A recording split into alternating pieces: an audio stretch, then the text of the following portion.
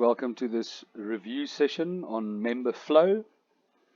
We're going to walk through the whole process just to recap for the season and make sure everybody is up to speed.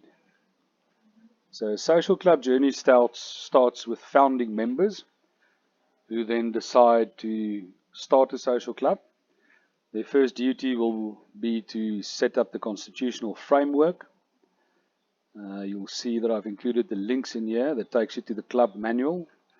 Amongst a lot of other things, the constitutional framework includes the name of the social club, the type of club, its constitution, rules and regulations, and then a bunch of other documents and procedures that need to be in place. This is an ongoing thing to build this club manual, and you need some basics like the ones displayed here in place before you can actually move to the next step and register your social club.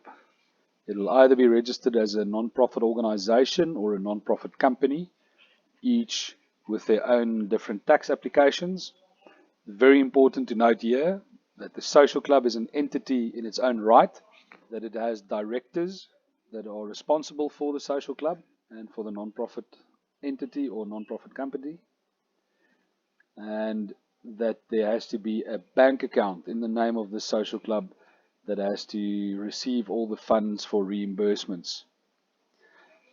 Next step, the social club then has to hold an AGM, an annual general meeting or a special general meeting, or if it's their first meeting, a founding meeting.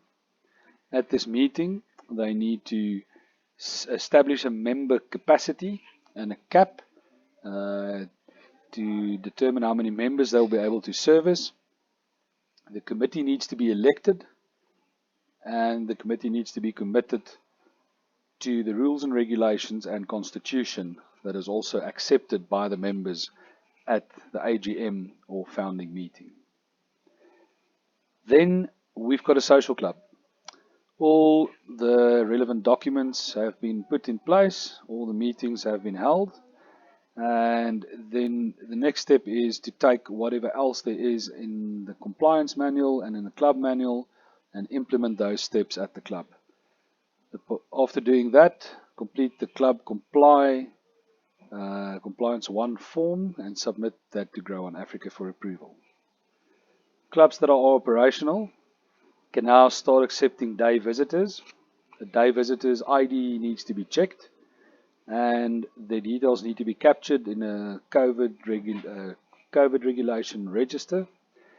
Day visitors must be 18 or over, and in some cases 21 and over. This depends on the club's rules. They pay a day fee. They can bring in their own cannabis of up to 10 grams, and they can share with friends in the club, but they've got no access to the sharing station. They can receive at the club some social club information.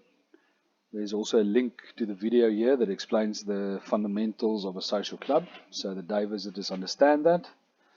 If they're interested, they can start the member application process.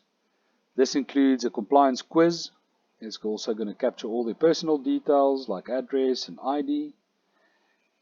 This application then goes to the club committee for approval, and the committee can decide whether a member can become or an applicant can become a member.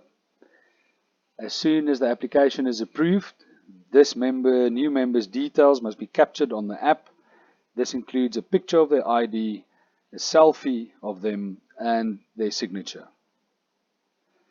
An accepted member then starts paying a monthly membership fee, and they also complete a member needs assessment. This member needs assessment will determine whether this member is able to cultivate for themselves or not, and how much they require of which cannabis products. The member needs assessment also determines how many cultivating members need to be appointed.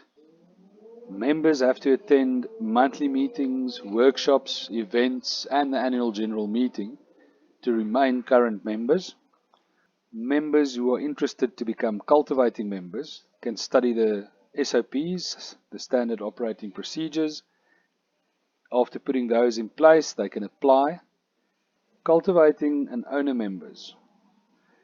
There's a lot of paperwork that happens in the background, facilitated by Grow on Africa. The first being a deed of donation from the cultivating member to the owner member, making them the owner of the seed or seedling.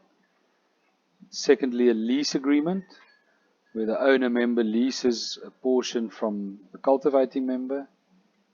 Then an employment agreement, where the owner member employs the cultivating member to grow that seed or seedling.